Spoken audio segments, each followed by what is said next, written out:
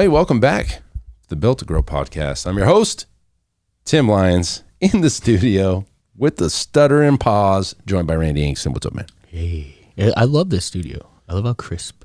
Well, we got a brand new light thanks to Nick. Nick brought in what do you call this thing? A soft light or something? Lantern.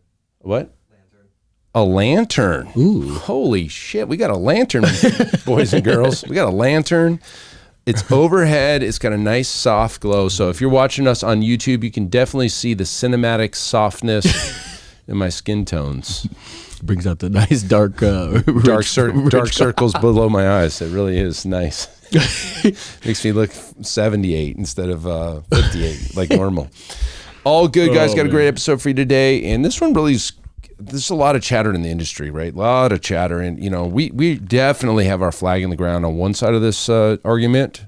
If you call it an argument, it's a discussion. Like I said, I think we need to talk this through because I feel like, gosh, is it naivety? Is it maybe a rookie gym owner? Maybe somebody has a little bit less experience, hasn't gone through 15 years of pounding their heads into the wall trying to figure out the game. Yeah.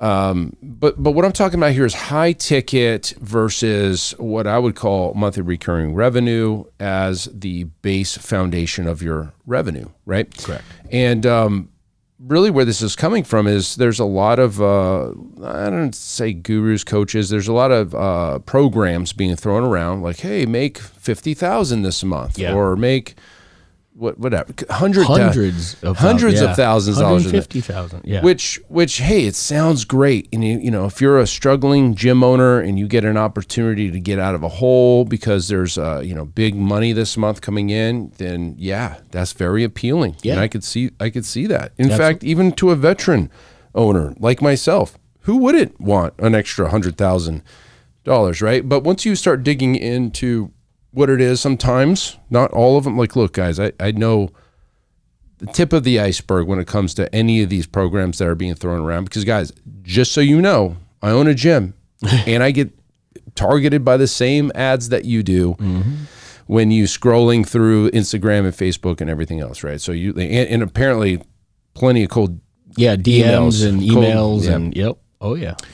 And here's our foundational principles at Profit, at Legacy Personal Training, and with the coaching clients in the Iron Circle.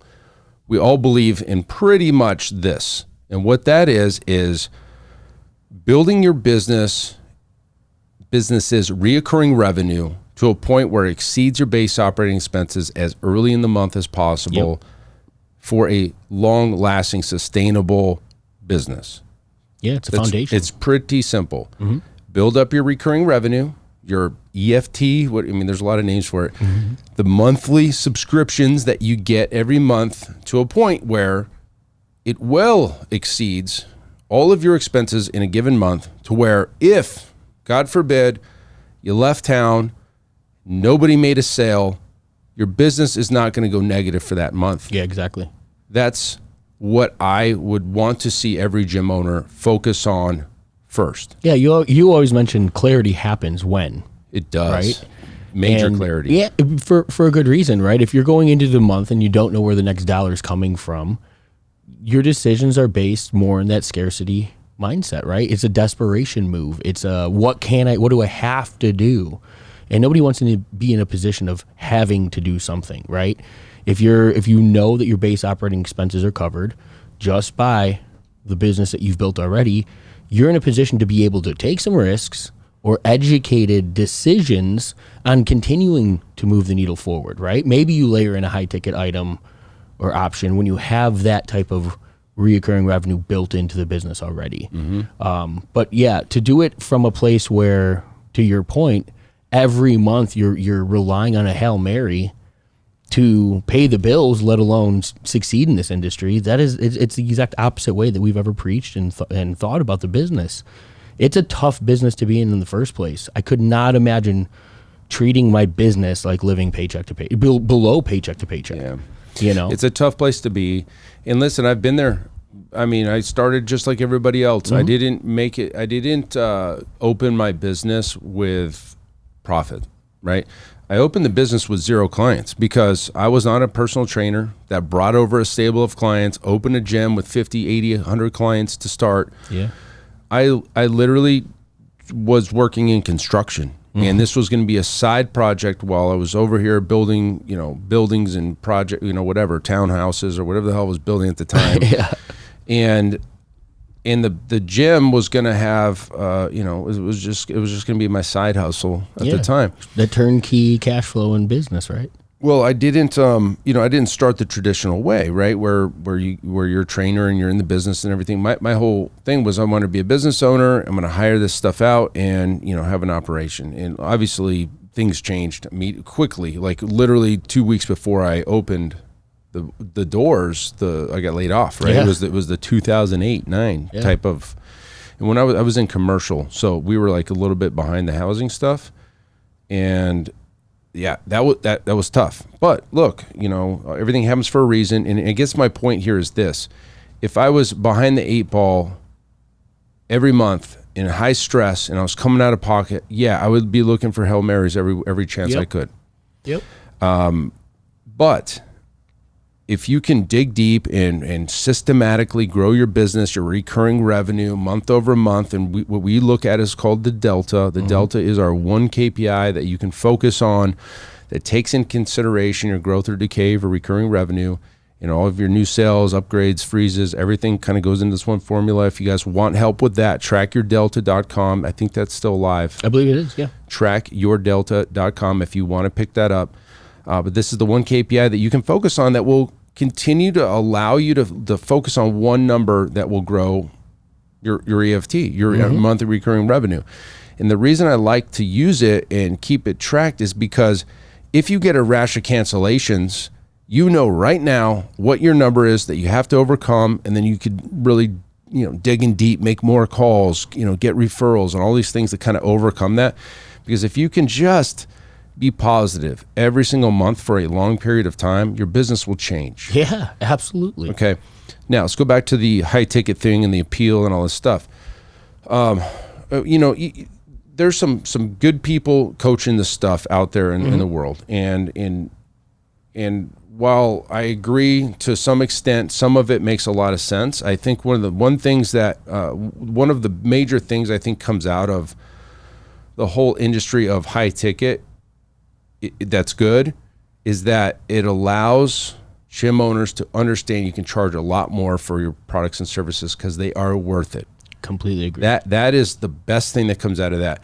In fact, when we did some high ticket stuff, I feel like it's a year ago or more at this point, it was almost like we needed permission to be able to charge what we were charging. And we had packages, we had like 3 programs. It was like $3,000, $5,000, and $7,000. Yeah. And we sold a bunch, and we sold, I think over 2 or 3 months we sold 15-ish of those. And we went down this road of fulfilling on these things, and and the money was great. We had a nice little spike in revenue. Now everybody needs to understand is that our recurring revenue was already higher than base operating expenses, and we were in a great position to even decide to do it. It wasn't out of desperation. It was let's try it. Yeah, right? Exactly. And the thing we got out of it was, people will buy products at 2, 3, 4, 5, 6, 7, probably even 50,000 if we put it out there, right? If we could position it well enough. So that's the good news. The good news is you're probably undercharging for your services as it was. The other thing is how we packaged these high ticket transformation style programs. They were non-inclusive of training. There you go. The training was a separate cost, was not bundled into the price. And that was the one thing that I know that we did right in this whole equation. You weren't sabotaging your EFT. We weren't cannibalizing our EFT by selling it up front and then losing recurring revenue. We protected our recurring revenue. We brought these other services in, nutrition, some mindset stuff, habits, accountability, all the stuff that they really need. Because the training's one piece, they can go ruin it at home. Yeah, so let's jump into that side. And the people that really needed it bought it and and went down this path with us. And I don't know if it was 10 weeks or not. I think it was 9 weeks or something. that we work with these clients, and the reason today we're not offering that anymore is because we feel like it didn't help anybody. Like, we were working with them, doing everything that we were supposed to do, and out of the 15 people, there's probably one person still here a year later. Mm-hmm. That brings up another good point, and I wanted to get to that from everything you kind of laid out almost item by item there. One of the things that we really don't talk about is the fulfillment side, right? The issues that come with it. If we talked about, like, the reason that challenges in our business have gone away is because we were breaking the fulfillment, trying to cater to these challengers when the core business was suffering in a way, right? The clients saw the difference. Why are they getting all of these other things, and probably at a discounted rate?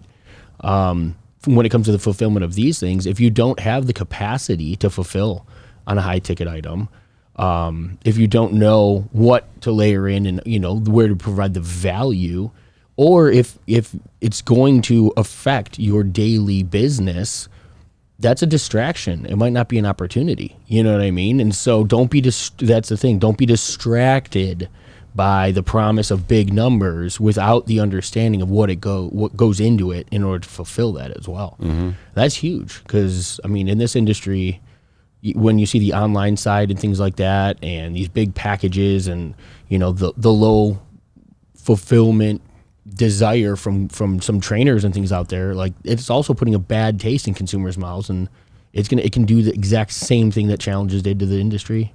Mm-hmm. You know what I mean? Well, here's the thing. Like, in the position we were in a year ago, when we brought the high ticket stuff in, we were in the best position that you can be in. Like, we didn't need to do it. We wanted to try it. Yep. And I think the reason, more or less, that we stopped doing it is because we, like, morally didn't feel good about selling people a high ticket program that wasn't getting them results. Now, you could say, okay, well, that's on us. We didn't do a good enough job. Maybe. Sure. Maybe. I will say that the team bent over backwards to take care of a lot of these clients and check in with them, do Zoom calls with them, all the things. At the end of the day, like, you can't do it for them. They didn't do it themselves. We didn't hold them accountable. We did try to, but they just didn't do it. Mm-hmm. They signed up in the beginning because they had a big problem that we promised to solve. We did our part. They didn't do their part. We didn't feel good about it. We stopped offering it. Sure. I think in our reality, if we would have, those people would have had dramatic transformations, and they were praising, our name to the world, probably still be doing it. Sure. But Zach has a moral, like, compass that didn't allow him to do it. Yeah, the integrity. And as much as I would say, hey, the best combination is have your recurring revenue well exceed your base operating expenses, have high ticket as icing on the top, use that revenue, pay your coaches more, upgrade the facility, and keep the train going down the track. I think that would be a perfect scenario. Until maybe we revisit it, I thought, we need to deliver the $7,000 worth of value. Sure. Actually, 70. We need to be 10 times what they bought, like, to feel good about it. Mm-hmm. We feel really good about our delivery on semi-private training. We didn't do a good enough. Either we failed, or they failed, or something was missing where we just didn't feel good about offering anymore. Maybe we'll revisit it. I don't see why we wouldn't. Sure. As long as we can figure out that part, then all for it. Mm-hmm. But I think the point of this podcast here is to understand, like, having a foundation of recurring revenue being higher than your base operating expenses should be goal number one. Absolutely. Maybe as a stopgap, temporarily use high ticket to pay bills, or else you're going to go out of business. Like, you got to do what you got to do. I understand. Sure. But always in the back of your mind, continue to grow your EFT. Use the Delta tracker if you need help. TrackYourDelta.com, and grow your recurring revenue to a point to where you can pay all your bills without making a sale this month. And to me, that's the best place to be as an owner, an operator in a recurring subscription-based business like the fitness industry. That we talk about that as being the number one appeal of this business model. Why are we not taking advantage of it like that? You know what I mean? Yeah, we had plenty of episodes where, like, hey, our biggest I guess, business or strategic advantage of the fitness industry is recurring revenue. We have several, you just saw Diana. Oh, yeah. We have clients that we sold in 2009 in my gym today, paying us in 2023. Mm-hmm. Of course, the argument is, well, you have to sell them every month by delivering a great service. Well, that's the expectation of any business. Like you have to follow through that no matter what. But like there's probably in 2000, I bet you if I went back and looked, there's probably 20-ish clients that signed up in 2009, 2010, still paying us 13 years later, 14 years later. That's the advantage of the fitness industry. A hotel, a restaurant, a chiropractor, unless they have a subscription base like The Joint, a dentist has to make a sale today to make money today. Mm-hmm. We made a sale 13 years ago that we're making money on today.